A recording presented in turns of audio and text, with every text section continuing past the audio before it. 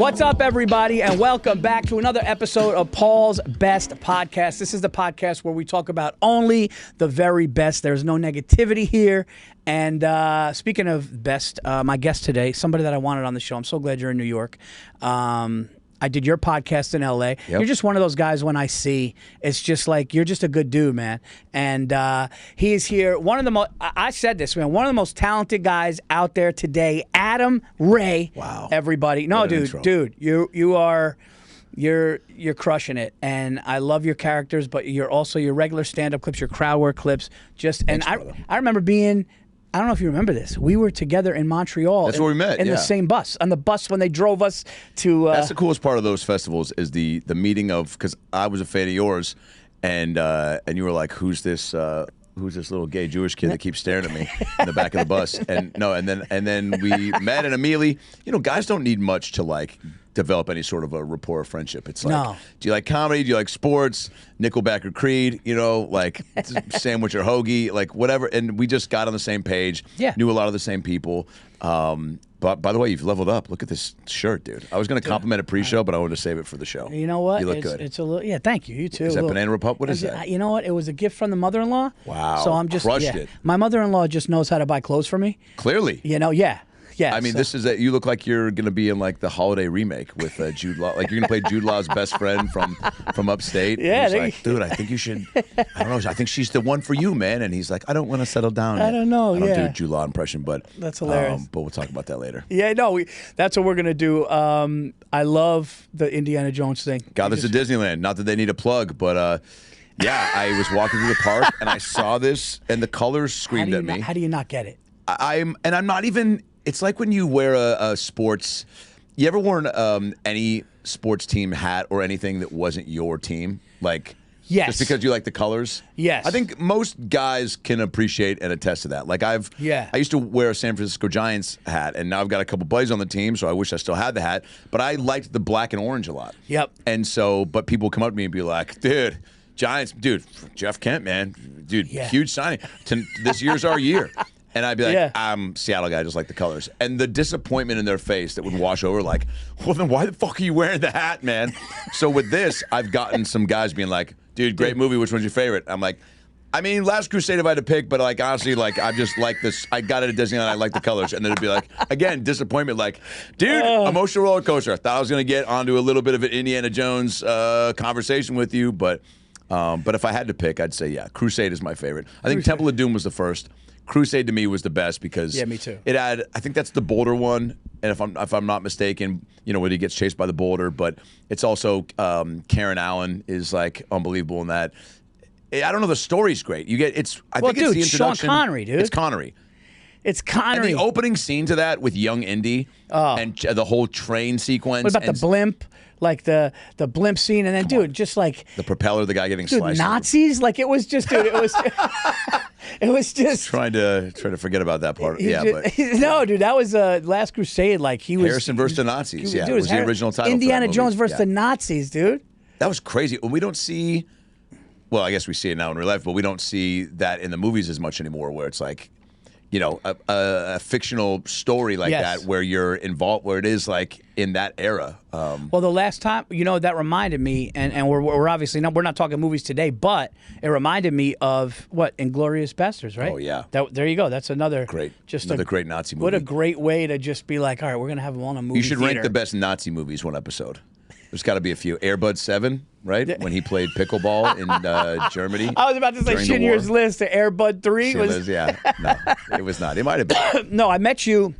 We met at Montreal. You were in the thing, and I remember, like, because you were like really like you were told. If I memory serves me right, I think it was 2017, right? Yeah, probably. Yeah, 2017.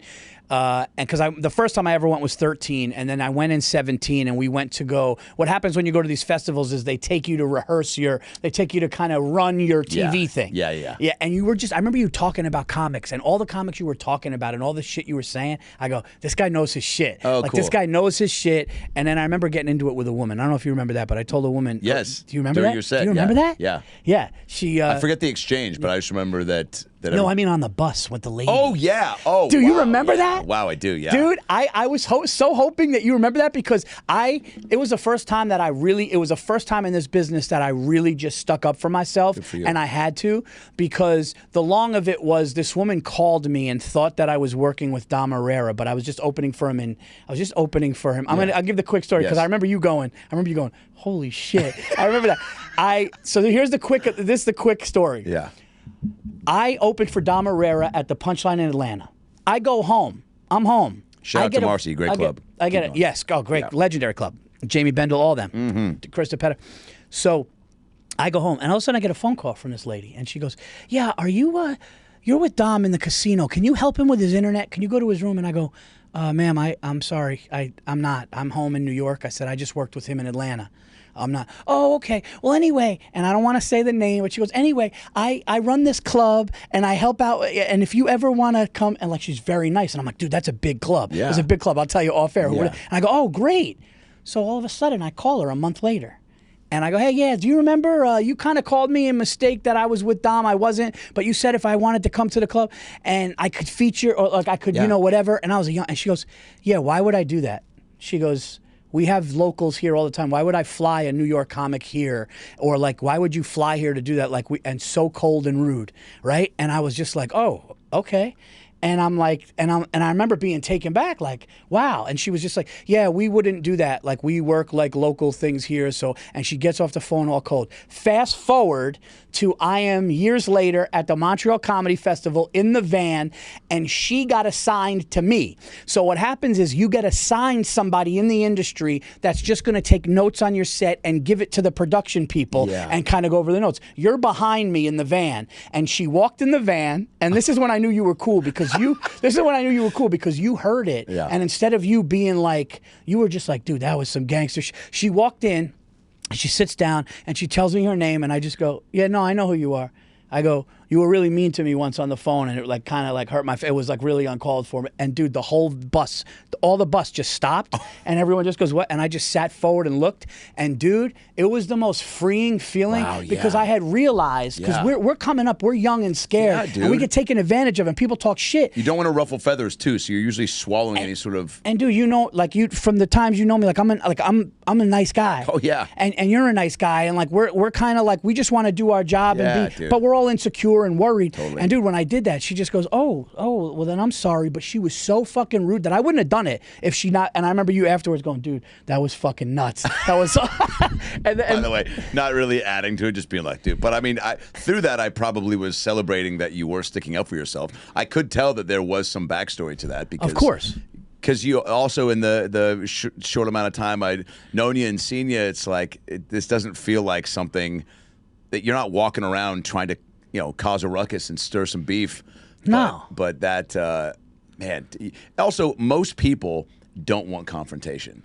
Most people, like when push comes to shove and shove comes to push. And I'm one of them. Most people just want to kind of like go about their biz and eat their feelings because like it's just not worth it. Life's short. You don't want to like, and it takes a lot out of you to have to, you're expending energy to have to like get into it with someone and call them out. I mean, I think about that just in like, as far as like having, if I have an opener that in a show, like we had this recently, the Late Show, and I go, hey, if you guys can just keep your time tight, because they end up, both were going over, and I'm like, it's fine, whatever. Yeah. Pick and choose when to do it, but I go, really, please, on this first show, we're already starting late, keep it tight, because I'm end up doing now on this tour, the Who Is Me Theater Tour, by the way. Tickets at AdamRayComedy.com. Go, yeah. First theater tour, East Coast, West Coast, Vegas, March 20th. Anyway, AdamRayComedy.com.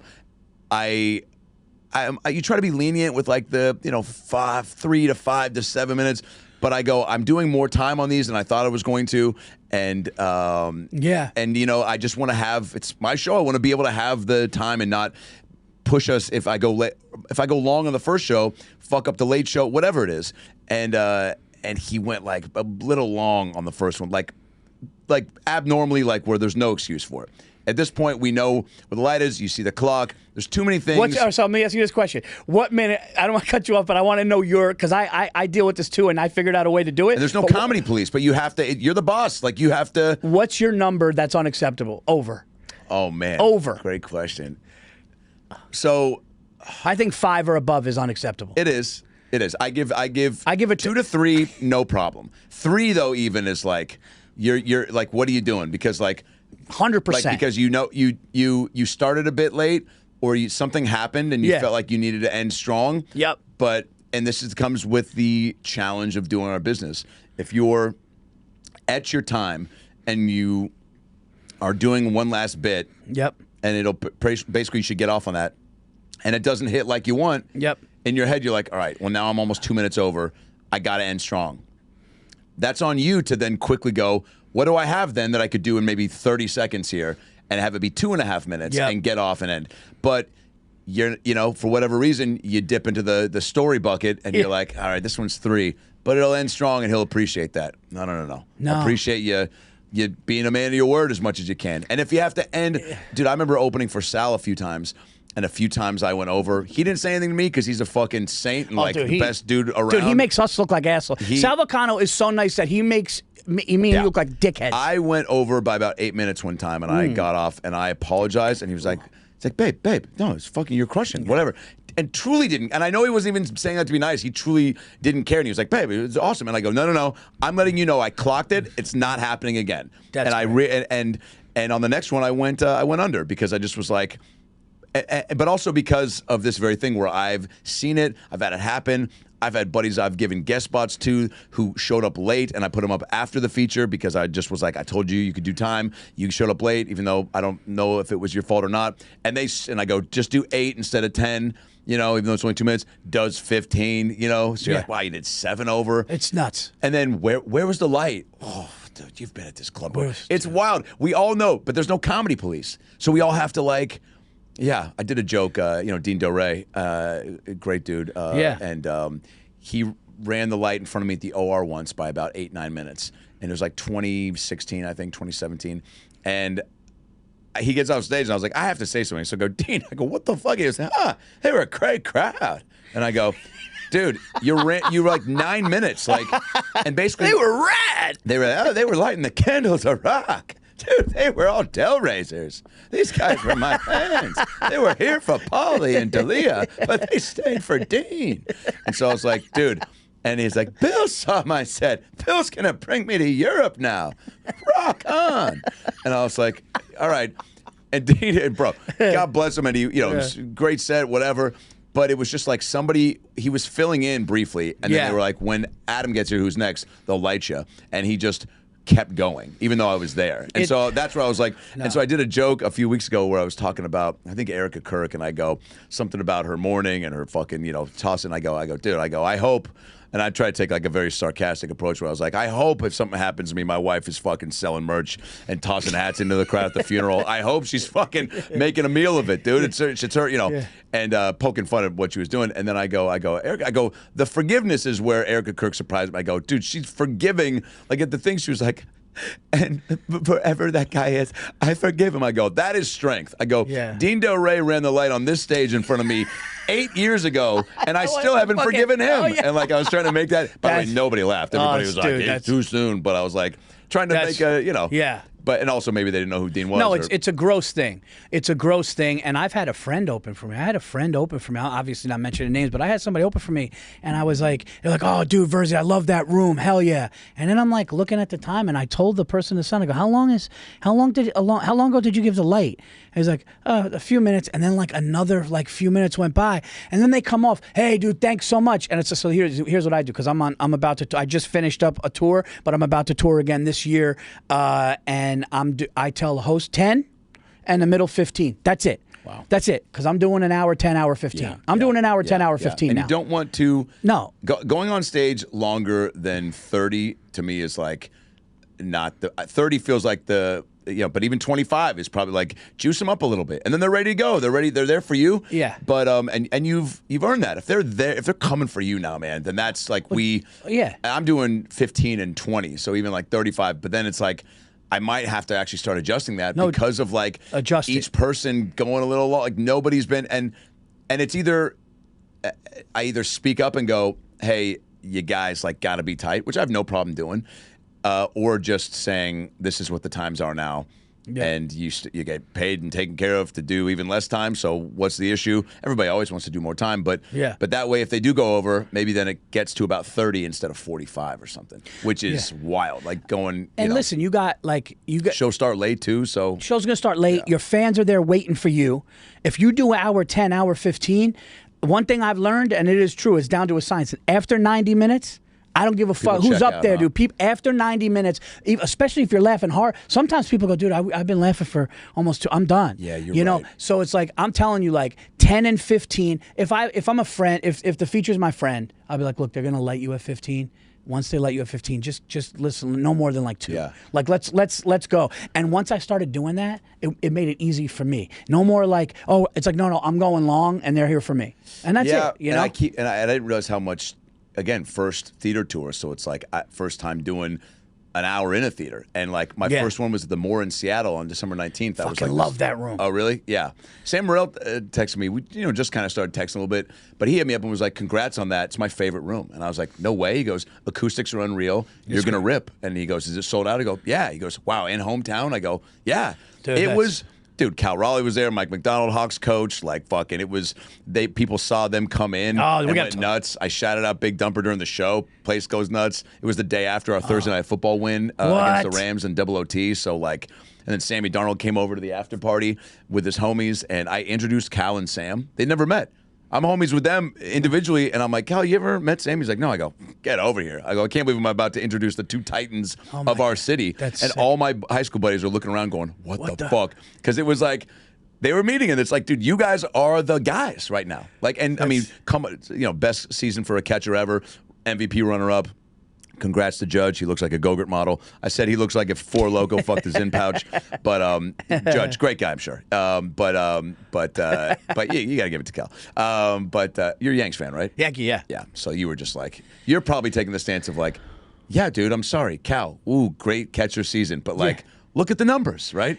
You were that probably. I'm just like, yeah, but I'm not like now I just want to win. Okay, guys, before we continue with the podcast, we have some stand-up comedy shows to announce. Valentine's Day weekend, February 12th through the 14th, one of the best rooms in the country, Tampa, Side Splitters. And for more dates, go to paulvirzi.com. More 2026 dates will be announced very soon. Let's get back to the show. Yeah. Like now I'm like, listen, if Judge gets MVP, he's had some now. I want to win. I want to beat the Dodgers. The Dodgers are getting everybody. Not fair. I mean, separate podcast, but I mean, dude, I don't know if that's the collective bargaining agreement or the strike. Something has to happen. Yeah. You can't do it. If you had a kid in your class and he got like, what's a good analogy here? Or like, all the best toys, or you're at let's say you're at an orgy, and there's somebody there that everybody wants. You went from kid with toys to let's go to orgy. We'll edit around this. I'm trying to think of a more adult version, but like something where you're just like, it's not fair, So maybe it is like you're a kid and you're playing with the toys, and one kid gets all the toys because like his dad is like principal of the school, so like you just feel like maybe he just feels like he can take all this shit. Or if you're at the orgy and like there's a or it's Bonnie Blue. Let's say it's Bonnie Blue, and somehow Bonnie, you're in line to fuck Bonnie Blue, and she sees you in line. She's like, oh, that's that guy. I went to high school with his brother, so you get to cut the line. Okay, we'll edit all this out. But my point is, Cal Raleigh had a great season. By the way, Bonnie Blue, there was 1,000 guys lined up, dude. Imagine being like 980. I asked her this question. Did you? I interviewed Dr. Phil on Howie Mandel's podcast. Oh, good. Tell me, because I want to talk about Dr. Phil before we get into best stuff. For sure. All right, go ahead. So Bonnie Blue is on the pod the same day I was on as Phil on Howie, and he was like, I was going to go on another time. It didn't work out, and then he was like, you should come on this day because Bonnie Blue's going to be there. And if Phil interviews Bonnie, I was like, say less. Oh, done. Because I already have questions. But what am I going to DM her? Hey, so did you get like what would you drink after you fucked everybody? Because like I feel like there was a beverage sponsor opportunity, which I did ask her as Phil. I go, I mean, dude, it was wild. I got to ask every question, but as Phil, like through the therapeutic mind, but also the character I've made somewhat silly. What'd you ask her? So I was just like, I go, so how like. you know, you develop probably a thirst after all the bang-a-ranging, right? And she's like, yeah. I go, what'd you drink after like a guy number 50? And she was like, a Pepsi. And I go, your move, Pepsi, you know? And then I go, what about I go, so is there any sort of job, like hand job? Do you get foot jobs? She's like, oh yeah. She's like, I go, how do you give a foot job? Because I've only seen it on the internet. She takes my hand, she starts kind of sliding both hands on side like that's a foot. I go, well, you're gonna have to stop doing that. I'm gonna have to call my wife. And then I think I said, and then she would try to say like, I was like, do you ever go multiple at once? And she's like, oh, of course. I go, don't act like I should fucking know the answer to that, you know? And then I did ask her like, what was there, you know, a difference between guy 7 and guy like 182? Yeah. Oh, what'd she say? Like, I go, because I know I've been in line, you know, Baskin Robbins, and I grab a number, you know, and I'm number 15, you know? But guess what? By number 12, they've run out of cookies and cream. So now I'm just getting leftover pistachio and you know. You asked how it felt. You asked it how it felt for her.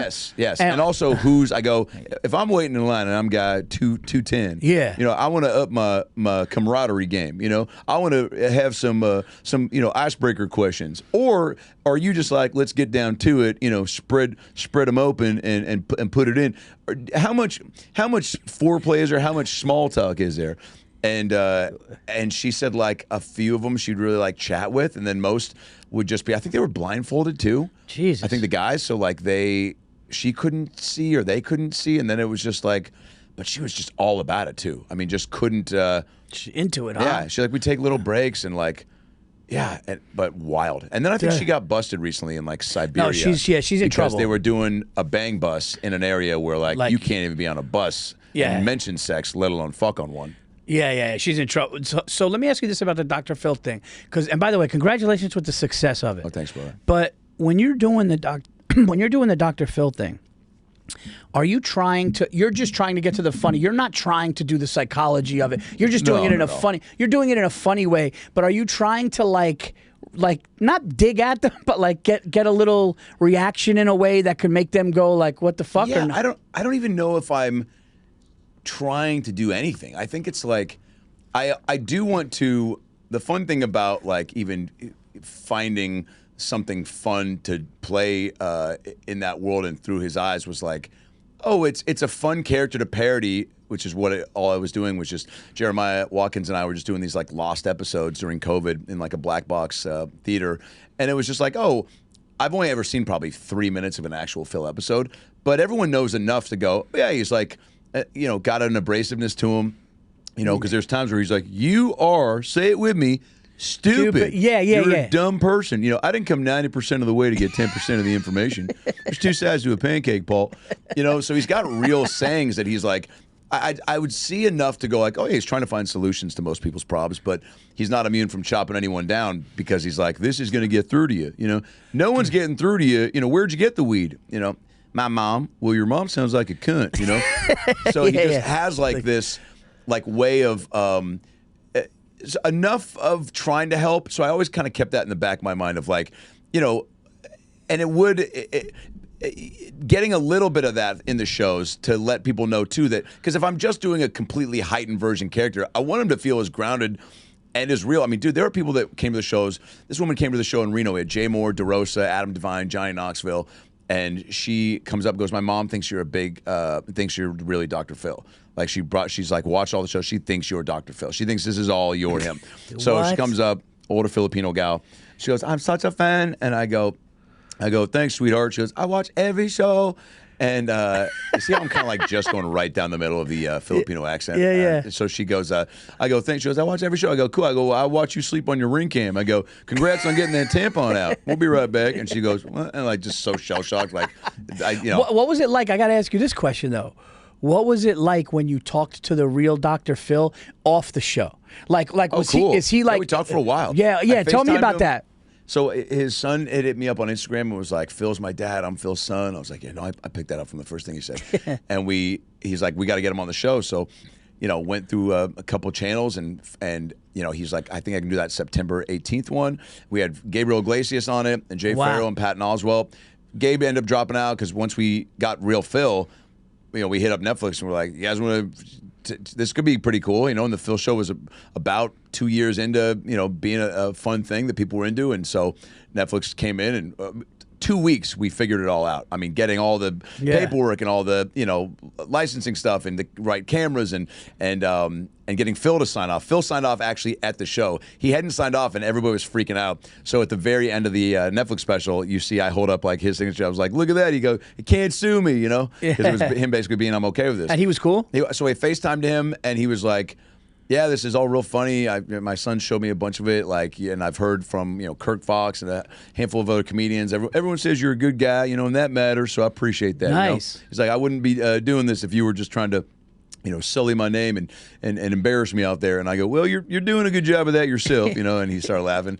And then he comes and so he's like, so what do you want to do? So we laid out the intro. I didn't want to waste his entrance. So when he came out, he kind of leaned up against the wall. People went nuts. And then, because I said basically the cue was me finding somebody in the crowd, because, the whole show is improvised. Yeah. I beat it out as far as here's some questions for each person. Here's the game we'll play.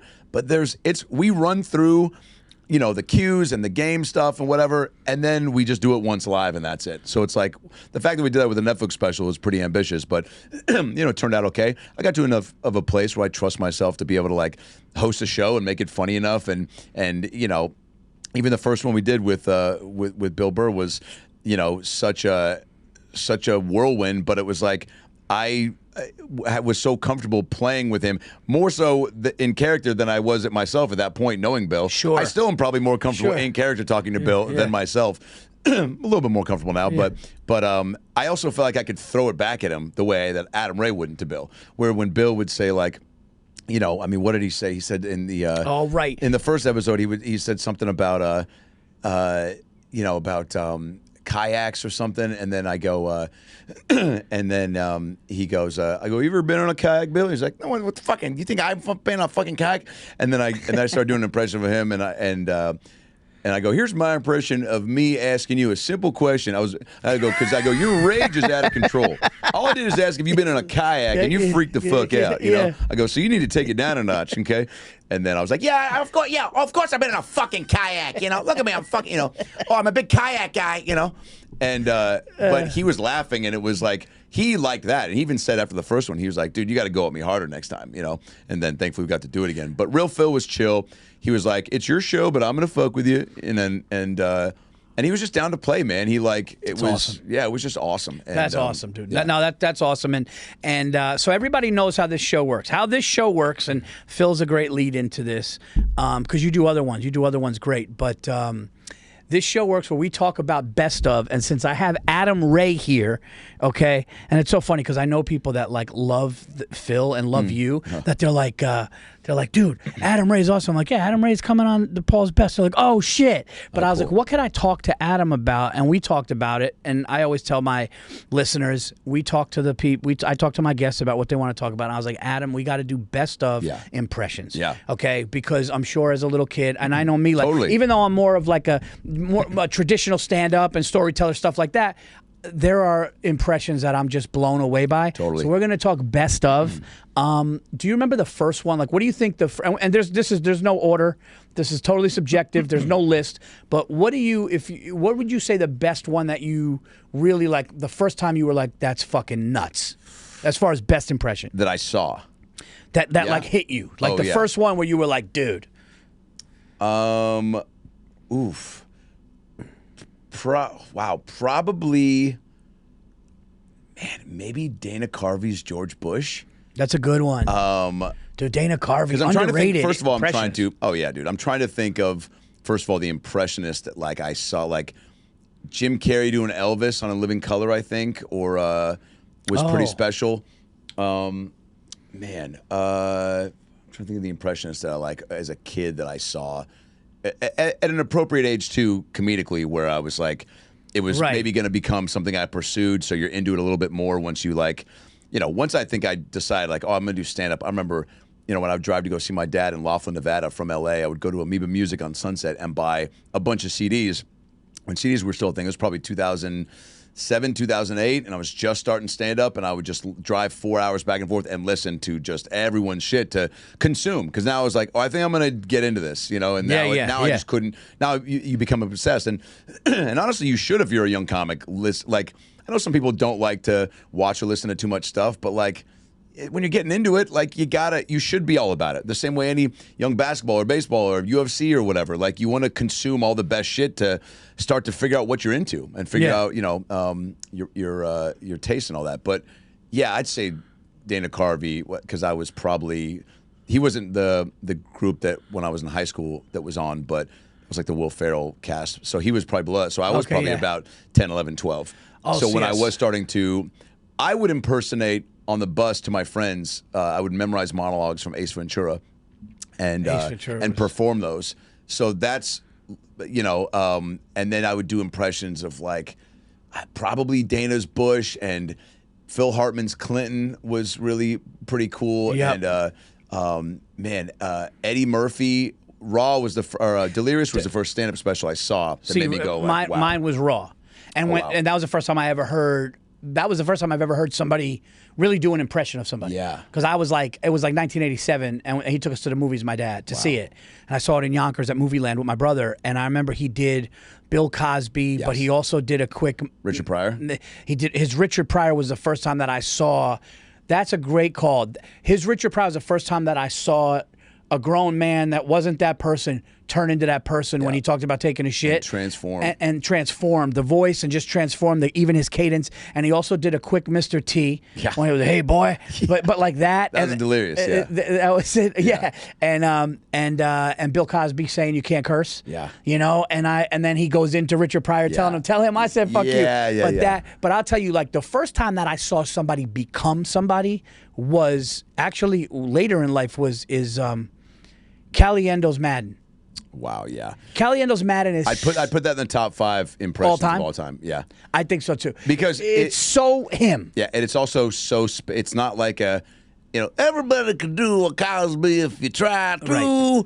Paul Virzi's a fun name to say. Yeah. Theo Vaughn. You know, it's... yes. Everyone can kind of do... Like, even a Schwarzenegger, everybody can try to do... Walken. There's Walken, and there's obviously better Walkens than other, you know, like... But I kind of disqualify a Walken. You? A Walken to me is like... I think if you if you went to like just a company... If you went to Barstool... Yeah. And I'm not talking about on-air personality. If you just went to Barstool, I think half of them can come up with a 40% maybe Walken. Yeah, for sure. But you can't come up with a because even if you don't sound like Walken, everybody can get now somewhere. Yeah, you know, because you can either go, you know, up there, and then down there.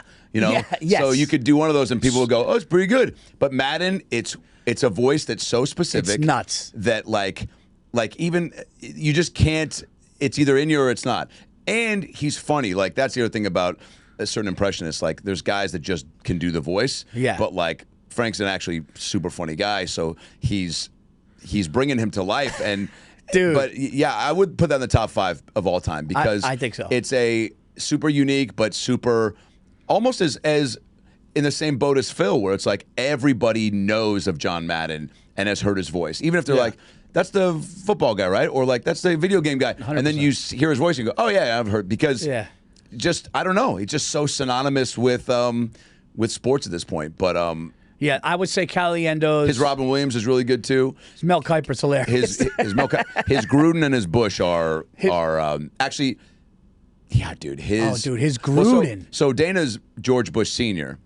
I just remember so that's what I was talking about. The George Bush. Yeah, because he did Ross Perot and George Bush. Ross was great, but he's not going to do it. Yeah, but his George Bush Sr. was because did he do W2? No, that was Will Ferrell. Frank. Will Ferrell did it too. But Caliendo's W is off the charts. Yeah, you know, and all that.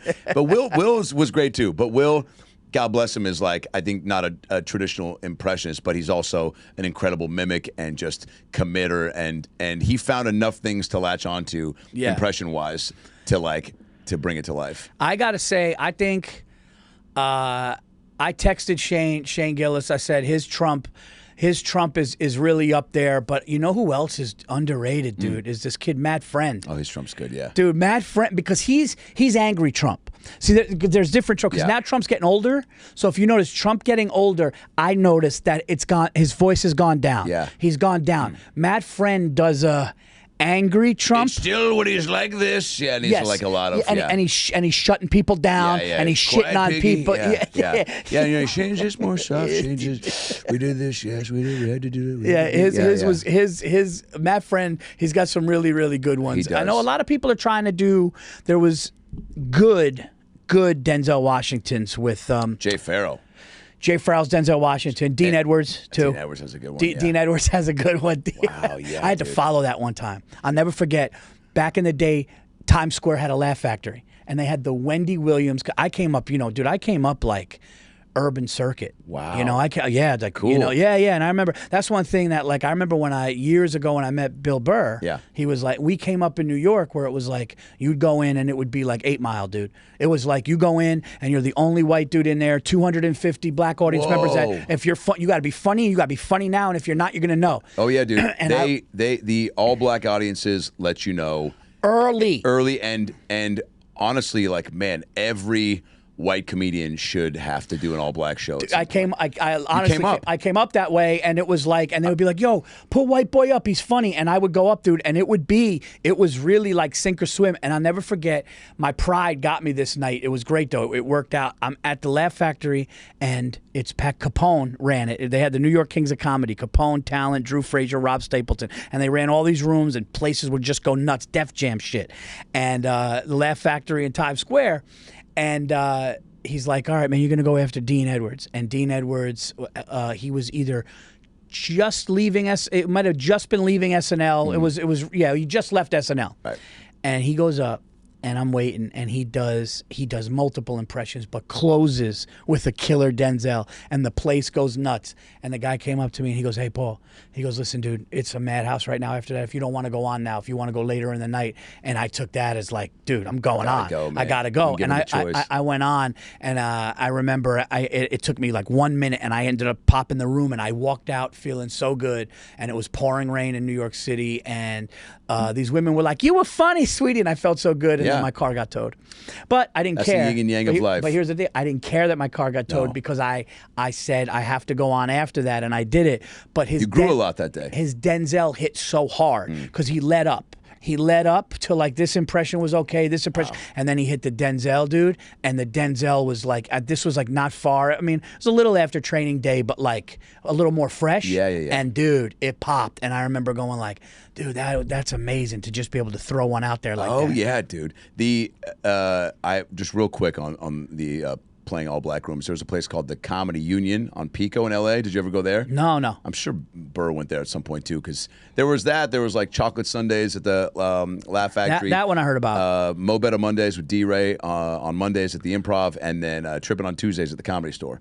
And I got asked to do. First of all, I'd hosted for Sinbad out at the Ontario Improv. It was the first stand-up I remember my dad showing me. Yeah. So now I got a chance to host for him. I had my dad drive over from Laughlin. Really cool thing. All got to hang out. He was the best. I mean, Sinbad, by the way, was unreal. Did 2.5 every show. Oh, that's early great. Show. He was like, late show fucked up. It should have come to this show. He'd sit on his stool. He'd do, he was married, and then him and his wife split, and they got back together. So we had marriage stuff, single stuff, kid stuff, and his crowd work was unreal, dude. I mean, I haven't seen somebody rip the room apart like that in a long time. And he did 2.5 hours. Oh yeah. And he was just ripping. His material was great. And then we would stay up chatting. We came up with a movie idea at one point that, like, I remember leaving on the Sunday show, us talking for about 30-40 minutes at his car, and then being like, well, let's get this going, like email whatever. And we started emailing back and forth, and then he just got busy, and then it just kind of like stopped. But like, I don't know, we talked about writing a movie together at one point, which is great. Yeah. But I remember going up and the first show, and I was telling Dion Cole this. He goes, how did it go? He goes, let me guess. He goes, you blacked it up. And I go, I know exactly what you mean by that. And I'll tell you, yes, I did. I get up and I go, what's up? How y'all motherfuckers doing? I said that the first show. Oh, my God. He goes, hey, man. He goes, be you, like after the first show. And Dion was losing it. But shortly after that, I got to do the Mo Better Mondays. Black it up. And D-Ray had apparently asked for me to perform, so here I am all flattered. 4 years in, Rita at the Improv's like, D-Ray asked for you, baby. This is great. I get down there. He intros me and calls me like Alan Gray or something, not even my real name. So I'm like, but you didn't ask for me. I get up there, and I'm bombing. I bombed for about 8 of the 10 minutes. And then I acknowledged how bad it was going, and that got a laugh. And then I did a joke about "Color Me Bad," and I won him over. Nice. About singing like who wrote these lyrics? Like I don't think anybody was really fact checking because it was like girl, it feels so good. We can do it till we both wake up. And I go, what? I go, you're sleeping and fucking. I go, is that even safe? I go, who's ever like, baby, you want to take some Tylenol PM and see what happens tonight? Stupid joke, but just singing. They were like, yeah. But I followed a guy, and I wish I could remember his name, but he was doing a joke. His closer was just like, all right, before we get out of here, fellas, let me ask you something real quick. You guys ever go out, you meet some girl at the club, you get back, and she got that foot pussy? And everybody starts like laughing. He's like, you know that pussy you get down the pussy, you start smelling, you start licking, you start fucking sucking. And you just go, God damn, you get a fucking foot in that pussy? You get some motherfucking Adidas shoes in that pussy? It's got athlete's foot, it's got pussy foot, you got that foot pussy, it's pussy foot pussy. And making no sense. Bro, the room he's annihilating the room. And he's doing all these act outs, and then he starts like trying to reach in, and he's like, I lost my fucking shoe in that pussy. I mean, and I'm sitting in the back, and the sound guy was like, Jesus Christ, like, sorry, I have to follow this. I'm like, he's ripping the room apart. And then I get up there, and my first comment was, well, I had about 8 minutes on foot pussy, so I guess I won't do it. Nobody laughed. What? Oh, yeah, it didn't give me anything. So then I was like, and in my head I was like, I think this is me like That's great. Celebrating without whatever. But yeah, man. But you gotta. There's certain things too in comedy. You go. Everybody. The same way I think that every college student should have to travel abroad to get out of their bubble and whatever. Yes. I think that every comic should have to do a room that's just not their normal demo. Just not what you're. Step out of your comfort zone, basically. Step out. And it's one of those things where like I would drive from upstate to do 7 minutes in Harlem for no money and just to see if I'm going to get booed. And this was, this is early 2000s, and I would just do it, dude. You would just go in there, and they would do it, and the shows would always start late. Like I remember one time a show said it's going to start at 8:30. I remember the host showing up to the parking lot at like a little after 9, and the show didn't start till almost 10. And it was just part of everybody dressed to the nines, and you're just waiting to go on. And if you're funny, but here's the deal: when you are funny, they want it, like you feel like they're gonna lift you up, what I mean? The compliments after the Sinbad show, the older 6'8" black dudes being like, "That's what's up, man. Hey, my man, I see you. Did you out here doing your thing? Well, you keep doing your thing, Playboy." Yeah. And then the tiny, heavy set woman would go, "Well, this woman goes, I like this little white boy. I just want to take you, shrink you up, put you in my purse, take you out. You make me laugh before dinner, before bed." And I was like. And then, white people come out and be like, "Great show. I really enjoyed the show. Yeah, that was Your awesome. Program was fantastic. Did you do impressions then? I did. I've always done like act outs. Went to USC acting school, and so being on stage I always liked. Started doing stand up because I thought guys on SNL had a stand up background, and that was something I wanted to do at one point. So I was like, I should just start doing it. And then when I graduated in 2005 and started in 2007, because I was doing plays for the first 2 years and a lot of sketch and improv, and then I was like, man, I really like being on stage and stand up. Really, I was in both worlds in 2007, and then just stopped doing sketch and improv full time because I was trying to get rehearsals together and improv things, and you're relying on more people. Stand up was just relying on you, so I was like, oh man, this is a lot easier to get reps and to get on stage. Also, you're doing improv shows maybe a couple times a month versus stand up. I was like, oh, I could hit 5 mics in a night and really try to get better faster. But yeah, I would do a lot of act outs just coming from acting school, I think. And also, in my storytelling, even in high school, I would always just take on, if I was telling a story about a teacher or if like telling a story about, take on the persona. Yeah. I just see that. And it's not like I was doing it for the laugh, but it's just like, oh, this is how I can fully paint the picture of the story. Yeah. And it was more fun to kind of, and then once you start to see that people are laughing at that, you're like, oh, cool, then that's, and it's come somewhat naturally. And it makes the people, like, that's the thing. When you do an impression of somebody, it makes... Like me doing the foot pussy story. If I just say, and this guy's up there talking about foot pussy, that's not as entertaining or engaging or as...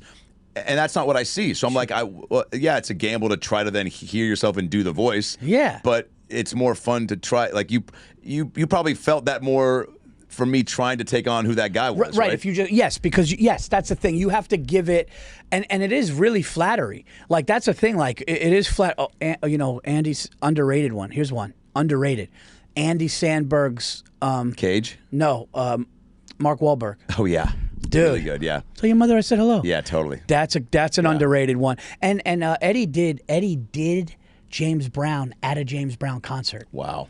James Brown goes, "Can you do something?" And like the place, he's like, "Can you do this?" And Eddie goes, "What? I just need to know if you can really." And he goes, "Can you do?" And Eddie, dude, on stage in like a leather thing, they're both sweating, and he did James Brown. Oh my God! I got the only one that I can do a lot. I can do a lot of them, but the one that my favorite one to do is Jim Florentine. You know Florentine. Oh yeah, right? Yeah. He goes, yeah. Nobody. He goes like this. He goes like this. This is him. He got really upset that Madonna was performing at halftime of the Super Bowl years ago. Oh, yeah. So we heard him on a podcast.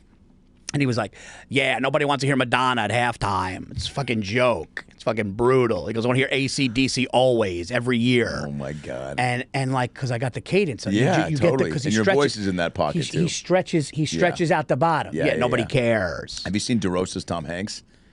No, good. He did it on the Phil show, and he goes, he doesn't really say a lot, but it's more of a physical thing. It's just... Who's the guy who played in the kitchen in Two Broke Girls? Jonathan Kite. Jonathan Kite's got... Jonathan Kite to me is... Dude, he's an animal, No, dude. Jonathan Kite, I put in current modern-day Impressionists, he's in the top 3, dude. Yeah, oh, dude. Flat out. John Kite, his Vince Vaughn's is unbelievable. Dude, yeah. His Christian Bale, he does his... he does Anthony, a Bale? Oh, yeah, his Anthony Bourdain is fucking... His Anthony Bourdain is unreal. I'm just going to find a video and play the audio. Find it, dude. His Vince Vaughn is unbelievable. His, what else? His Seth Rogen. His Tom Hanks is great. Dude, Jonathan Kite, guys, you got to look him up. He here we played go. Here's the cook in the Admiral. kitchen. Here's Two Broke Girls. Here's Bourdain outside of a Costco. Welcome to the holy temple of high-calorie indulgence, Costco. A land of abundance where your wildest snack dreams and deepest regrets are sold by the pound. Everywhere you look, golden fields of clothing, couches, and cod. But one doesn't come here exclusively for the mounds of groceries. And wow, dude! Like the way he's saying, dude. Wait, here's his Vince Vaughn. Oh no, that's Kendrick Lamar. You wouldn't understand. Oh, that's his John Lithgow. The type of skits This is walking. I'm on. You wouldn't understand. Yeah, big dog business. His Robert Downey Jr. is okay. I think my Robert Downey Jr. is better. Wait, let me just get his Vince Vaughn real quick. Yeah. We opened up that Tom Hanks. can. Dad. Hemsworth. I'm a slam. Wow. Cage. Jam. Dude. Freak. I like my Mac touching. Yeah. Dude, that or Play that Bourdain. option around me, and I'm going to tell you, turn it off. You heard what Vince happened Vaughn? to your man's. Not sorry for your loss. Like sorry, not sorry. You know how they say? I'm not talking about the clothing that Indian people wear. That's called a sorry. But I'm not sorry for your loss. You know what I'm saying right now? That's kind of the energy that I'm bringing to it. Bing, bop, boom, boom. But his Hanks, the Hanks is Dude, unreal. the Hanks is, but I got to tell you something, dude. If you didn't show me that, if you told me that was Anthony Bourdain, I would have thought that was Anthony Bourdain. Right? Yeah. Dude, that is really unreal. We've done so many. Him and a guy named Piot Michael, who was on. I did one season on the CW Mad TV, and Piot was on it, and he does an amazing. George Lucas, Steve Martin, Steve Buscemi. So John and Piot and I every year have done these Oscar preview specials. Yeah, and we've done Halloween specials, and we've done a Valentine's Day special. An excuse to sit down. I hosted as Tony Danza, and I go. I got all my famous friends together. I got Anthony Bourdain, Nicolas Cage, Christian Bale, Rachel Ray, and we sit around and we improvise for an hour and a half. And basically, I'll just be like, for the Oscars. So Steven Spielberg's nominated for the first time in a while. And Tom, you worked with Steven. Yeah, and he goes into the story. And then I go, and and Seth Rogen, weren't you actually up to play the AIDS virus in Philadelphia? And then he'll go into and these guys are so quick. And so we end up and people, they're some of the best things I've done because they're listening to them. all of their voices are uncanny. So, and I'm just hosting it as Dan's up being like, George Lucas, weren't you going to work the original CGI? You actually pitched it to Tampax because you wanted like tampons. You wanted people to have like 3D tampons. Like, well, when we first started the tampon thing, I mean, it's like, dude, and we just improvised for 90 minutes. They're all on my YouTube under my About Last Night podcast. If you just type in like Oscar preview, but yeah, John Kite is in the top, and I think my Robert Downey is a little better than his. I did ADR for Bruce Willis for like 8 movies, and then but Robert Downey for like 5, or it's just So I'm here on the Paul Virzi show. Is it Virzi Effect or just Paul Virzi? Paul's Best. It's Paul's Best show, but Paul's Best not to be confused with Seattle's Best, which is a coffee, which is also a butt plug. And I'm not saying I'm a butt plug guy. I might be a butt plug girl, but in Iron Man 2 and Heart and Souls, you saw Gwyneth Paltrow saw that she wasn't in it. She was in Iron. Doesn't matter. But so I have a llama at my house, David Letterman shot, but I can send you a pic or a dip pic, whatever you want. Dude. Yeah, that's a good one. Yeah. That's and my cage is pretty much John's cage. Like, yeah, it's just Paul's Best. I mean, Cage is like Cage is to me like the way that people do Wahlberg, like always kind of out of breath. Like that's Cage feels like a similar sort of aggression. Yeah. The Cage, you almost feel like you just got finished running. Totally. Yeah. Cage is almost a little like in the same way, it's quiet and then soft, or big. We're going big, but it's like it's in the Biden era too. So I'm kind of doing Biden. I'm like, have some work like this. I'm talking. Hey, under my administration, we had the first black Little Mermaid. Come on, dude. Your Biden smile. Come on, dude. Your Biden smile. Dude, when you did, just shit my pants. When you were on Kill Tony, I saw the clip, and it was because that's the thing. That's the thing about presidential impressions is it's a lot more than the voice. Oh yeah, it's like that's why when you said that Caliendo's Bush is so good, it's how what he does with it. Yeah, he transformed his face, the wrinkles in his forehead. But when you did the smile, where you look around, because what Biden would do is he would look around shocked. But then he would give that smile, and dude, you nailed that perfectly. Looks like he always feels like there's a fart coming, and it surprises him when it just goes away. So he's just like, he's like, feels the fart, and then it's just like, and then, come on, we're just joking around.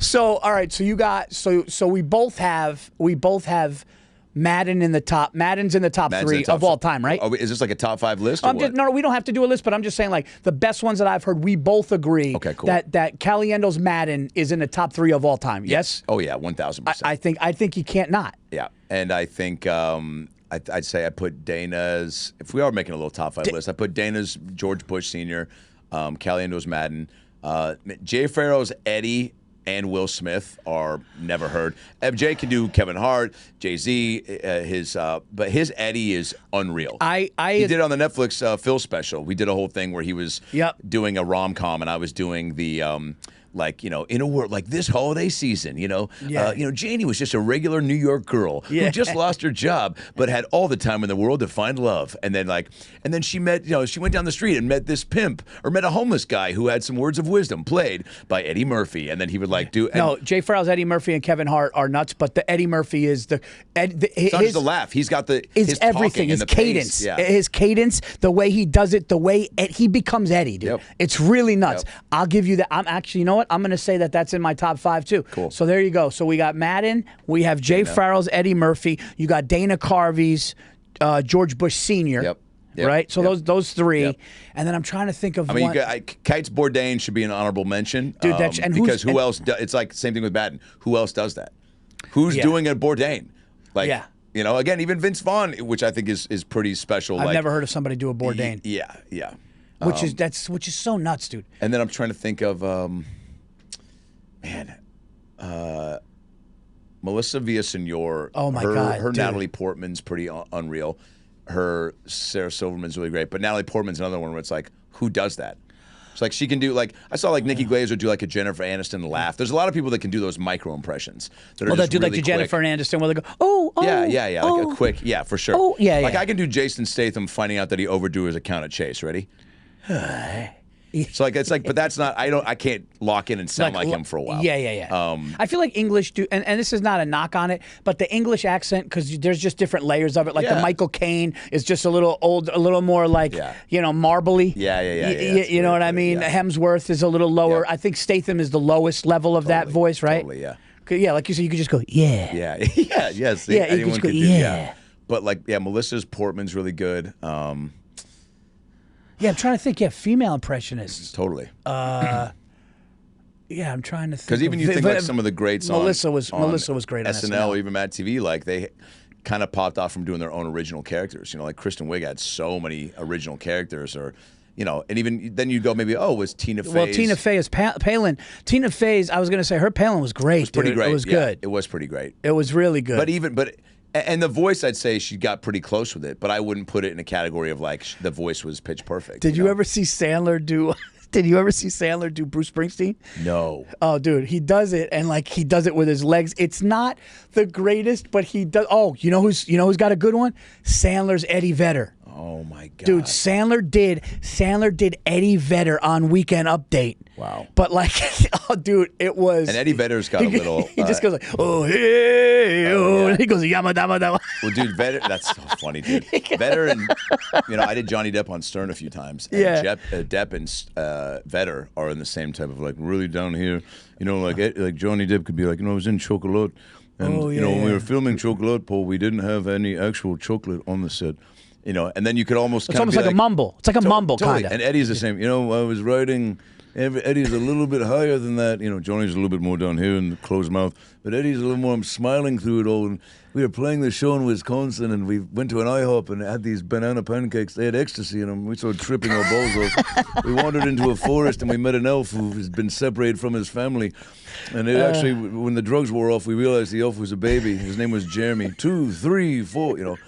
Oh, what about Matt Friend? Oh, did you see Jamie Foxx went up to Matt Friend at the Golden Globes? No. And Jamie Foxx walks up to Matt Friend at the Golden Globes, dude, and he goes, dude, you're who's the guy who was in Independence? Oh my God.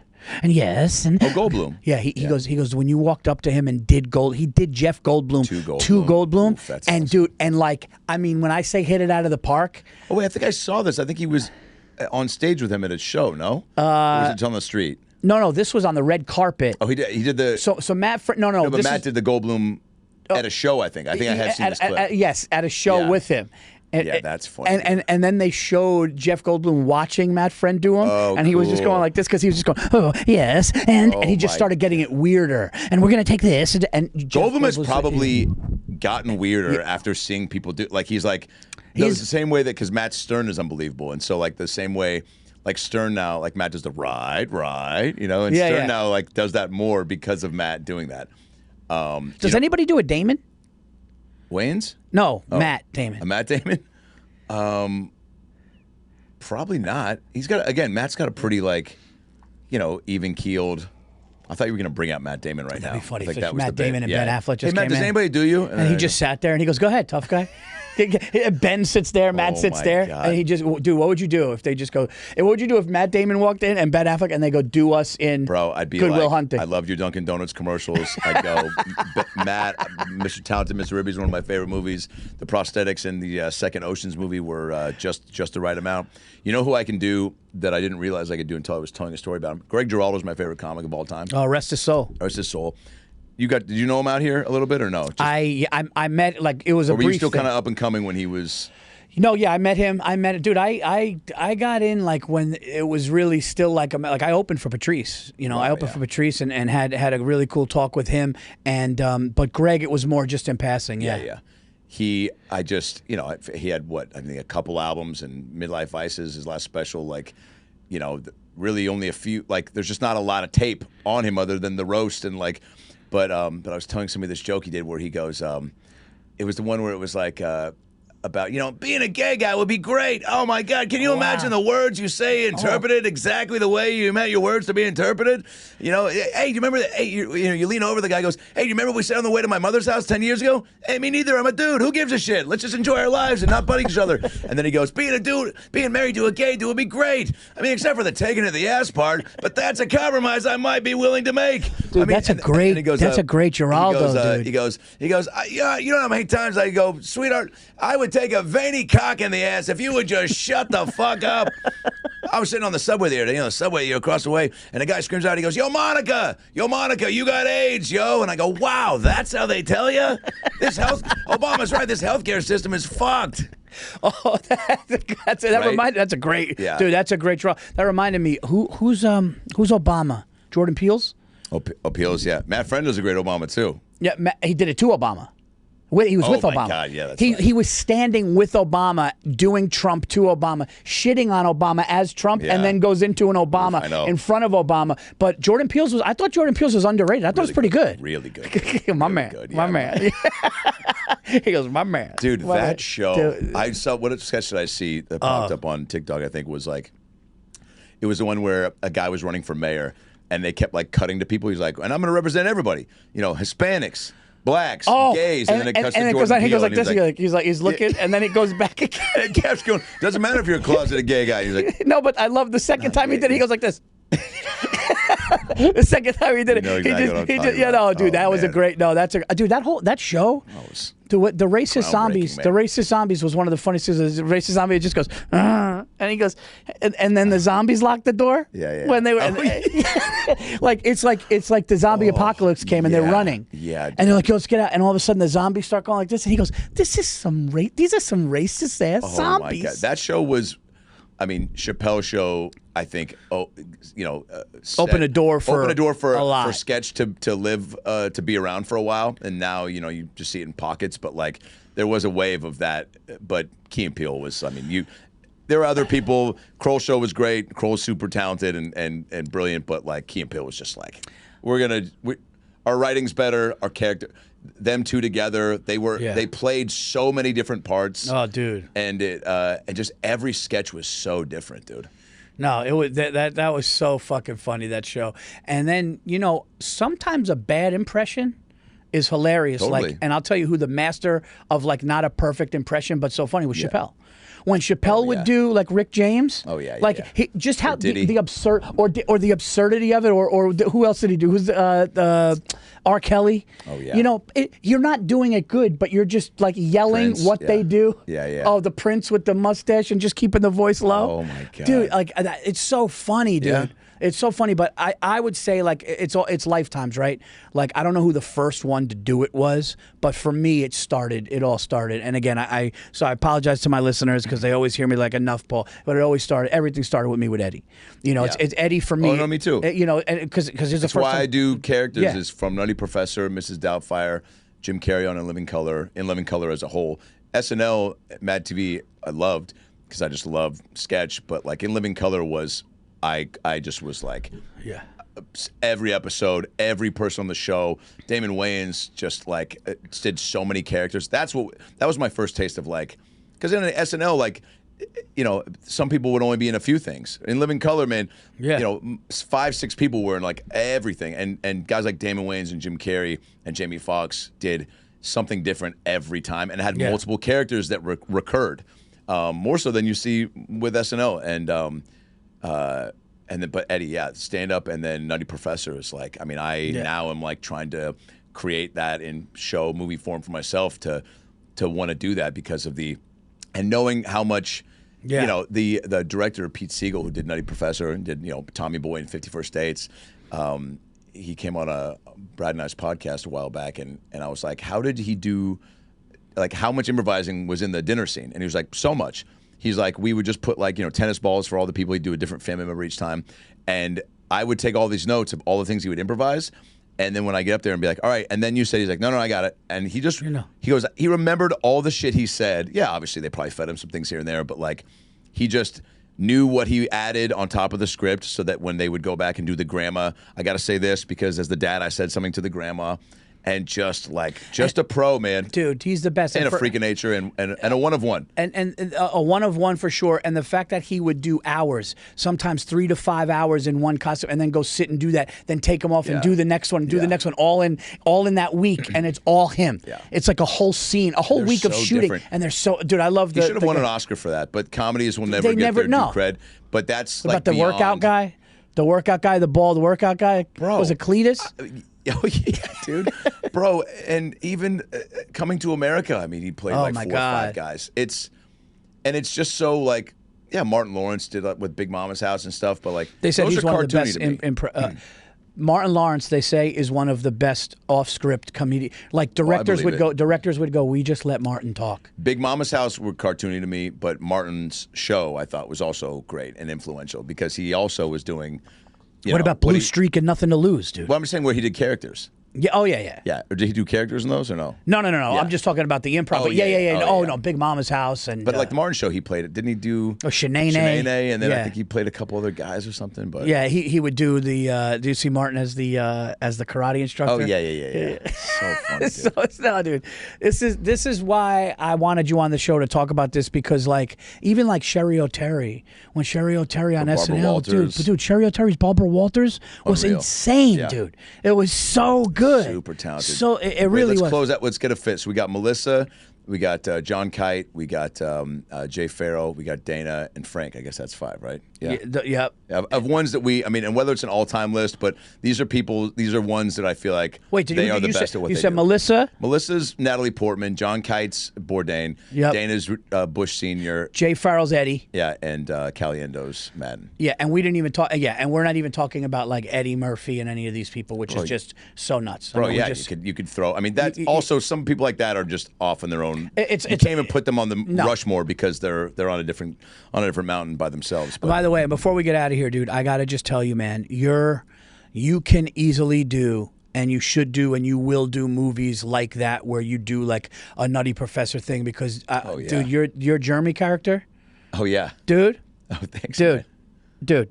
When I saw that shit, when you came out and you were the way you stuttered and you said the same thing twice, and you really became that. It was so good. And can't wait to lose my virginity. Just gotta save up enough money to pay for it. And that's what's up, dude. When you say that's what's up, dude, and that's what's up, dude. I was just like, it's so great. Well, dude, I mean, this one. We're working on a Jeremy show right now. With a big.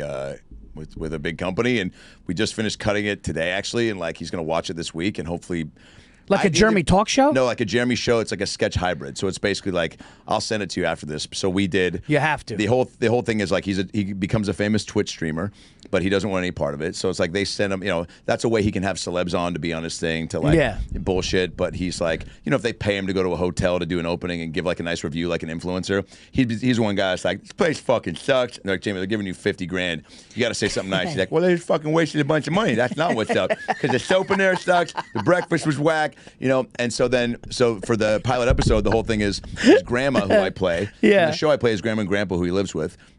And the grandma's like, Jamie, we got, did you get my message about my friend? She passed away. You going to come to the funeral? And he's like, yeah, Grandma, I said sorry about your fucking friend. That fucking sucks. And she's like, well, you going to come? And he's like, yeah, I'm going to bring a date. And she's like, you can't bring a date to a funeral. Grandma, you don't know shit. A lot of people meet people at fucking celebrations of life. It's like the next chapter for me. You don't know that I'm not going to meet somebody at a funeral, hook up with them, and fuck them after the funeral. You've never even fucked before. Oh, fuck you, bitch, whatever. And then hello, and then she hangs up. And then so for the pilot, he's trying to find a date. So I sit him down, Ali G Borat style, with 2 dating coaches who thought I was real the whole time. First one, I'm like producing tears, dude, because I start talking to this girl. She goes, so what do you want? Like, what's the goal here? I go, well, you're doing a documentary about my life. Apparently, I'm somebody that really struggles to find love and like a true connection. So, and I guess I just thought about it the other day. I go, I might live my whole life and die before I see titties, before I see Michael Bublé, and before I find like an actual connection with a human being. And the girl starts she goes, hey, and I go, and I take my inhaler out and I go, and she's like, hey, but you're letting them film a documentary on you, and you're only 38, and that's huge. That's very brave. And then I go, it's just like, I bought a doll, and the doll's like, it's got all the regular holes, mouth, butt, belly button, vagina. Belly button, I don't know, who's using that. And then the girl, I swear to God, the dating coach goes, hey, listen, let's not yuck people's yums. And I go, you getting fucked in the belly button? And she goes, look, my side job is a dominatrix. She fucking opens up as a dating coach. She goes, and a lot of guys prefer it. I go, what the fuck? Like MAGA Trump supporters? She goes, most of them are. I go, let's go. And then I get another one, and then the whole thing is I go to a singles event and try to pick up girls, and that went awesome. And so it'd be half script. So then let's say like, oh, dude, you got to send me that. Let's say we're buddies. So a scripted part would be like, Paul's married. He's got some advice for me. So then maybe we would script out a phone call, but then send me. And you were like, Jeremy, your clothes though. Do you always wear that Joel McHale shirt and the fanny pack? You need like a nice button up and some slacks. So maybe like then you would say, I got a shop I'm gonna send you up with. So then I'd go to the shop, and then that would be like that's how it sets it up. That would be like the undercover. Now I'm fucking with people. Type thing. But then we'd have some scripted in between. So it's half. Oh, that's sick. And it's bro. I'm very proud of the 8-9 minutes we had. I'll send it to you, dude. Please do, dude. But I love that you love that guy because I'm like, dude, that might be my favorite. Dude, when I saw that the first time, I lost it, and just the way I see your mind working as that guy. Before we end this, I got to ask you if you can do one person, if you can do one impression, the best that's ever been done, who would you want it to be? Oh man, well Yeah, I guess it could be somebody you admire, or it could be. But if you could get it like as good as Caliendo's Madden on this person, who would it be? Anyone in the world, like celebrity though. Well, it's so funny. Santino and I did this run of Mark Norman and Sam. By the way, Santino's Norman is amazing. It is. I can only do Sam's laugh. I need to work on his voice. I'm going on their pod tomorrow, so I need to like dial in. But I can do Sam's laugh. Here, say something as Mark, and then I'll laugh as Sam, or just say something as you. Okay, yeah. Dude, and then I threw up all over the bar on her.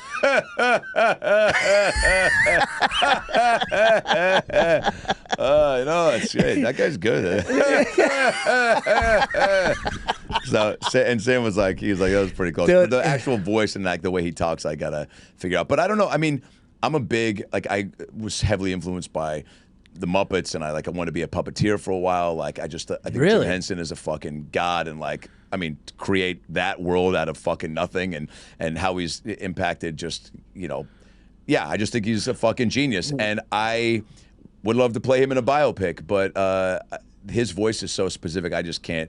Everybody can do a Kermit the Frog, which his natural voice really kind of sat in, but that's not really. You're talking like a comedy impression. I don't know, I don't know if there's somebody I would want to do. And you know what's so funny? It's like I feel like I have a pretty good ear to be able to listen and mimic, but I don't even. When I look at a guy like Jonathan Kite who can do, and I guess maybe it depends on how many voices can you do before you maybe are considered somebody that can be an impressionist, because people now are label me that a little bit, and I'm like, I go, yeah, sure, but I don't say I'm that. I like to do voices. No, and your stand up is not like that. Your stand up is you could do anything, but you can just do. Yeah. But I can do impressions. Maybe, it's but even when I do Kamala in my act a little bit, it's like I was doing it the other day, and somebody goes, "Oh, dude," he goes, "It sounds a little Bobcat Goldthwaity," because I was like, millions of Americans, Paul, cannot even afford to put food on the table. And I worked at a McDonald's for 57 years, and I was only 53. How did I do that? That's Bobcat. You know what? But it's a little. It's a mix of Bobcat on Police Academy. Yeah. But you could hear Kamala in there. Yeah, because Kamala's in there. It's right nasally, now. right? But it's a little in the back of your throat, But if you don't by that, it's a Bobcat. Oh yeah. Everything's all kind of close by each other, but certain things just have to either sit in your register or not. That's why, Geraldo, if I can get close to, because I think my register is similar to where his was. The voice, yeah. But I don't know, man. Kite's Hanks is so good, and I can't even I can hear it, but can't. My voice is just not there, and that is a fun one to do. I mean, Kite does, and look him up and go see him live. But John does a bunch of quick impressions of here's Tom Hanks finding out that he. Wait, let me just. Wait, do you mind just real quick? And then no, go ahead. All good. This is Hanks. Oh yeah, here it is. This is what the show is. Hanks finding out that my impression of Tom Hanks finding out that he got on Epstein's flight log. Tom Hanks. I mean, just to be able to do that, but yeah. Oh, really. dude, it was so cool to talk to you about this shit, man. I hope you had a good time. Plug your stuff. Yeah, AdamRayComedy.com. The Who Is Me Theater Tour is on sale. When does this drop? We're going to drop this week. This week, great. So this week I'm in Richmond, Virginia on the 22nd of January, D.C. on the 23rd, Town Hall, New York on the 24th, Albany on the 25th, and then Detroit and Minnesota in February, and then March is South Carolina, North Carolina, Vegas on March 20th at the Wynn, and then we got Napa on May 16th. There you go. And then Australia, we're doing a bunch of stand-up and 3 Dr. Phils. We're adding more in Australia and in New Zealand, and then 5 Dr. Phils in Canada next year, but the American ones are done. And then I don't know, man. About Last Night podcast, Adam Ray Comedy on Twitter, TikTok, and Instagram. Just threw up in my mouth. What else? I think that's it for now. I think I'm going to shoot my next special in Australia. Are you really? Melbourne, yeah. Wow. I think I'm going to. They love us. They go. Love, not us. They love American. They love comedy. No, they love American comedy, and I've never been out there. Oh, wow, you're going to I never been out there, dude. I'm looking forward to it. I love you. Guys, you got to check out all of Adam's stuff. So and all talented. the Dr. Phils are on my YouTube. All the Jeremys, my new Bruce Robbins mentalist character. It's all Adam Ray. YouTube.com/Adam Ray. You have this mentalist magician named Bruce Robbins. He's a little. I mean, people say he looks like one of the Chrisley guys because he's got this blonde coif. And then, I got these big old teeth. And you got prosthetics, right? Prosthetic teeth, but the nose is fake, but the teeth are real. But I've had 19 different surgeries in the gums. And it adds up, Paul. It's not cheap. Guys, check me out. Valentine's Day weekend, I'm going to be at one of my favorite clubs in the country, Side Splitters, Tampa, Florida. We're doing 5 shows, the 12th through the 14th. Go to that. And then I'm going to L.A. to shoot something. So we added 1 show, February 17th at the Hollywood Improv. Go to that. All my dates and new tour dates are coming to paulvirzi.com. Guys, go to Paul's Best Podcast. Subscribe on YouTube. I want to thank everybody, Big Money Players, iHeartRadio. Tell your friends about the show and rate and review the show. We are new and it is moving up, and that is because of you guys and great guests like Adam. I will see you guys next week.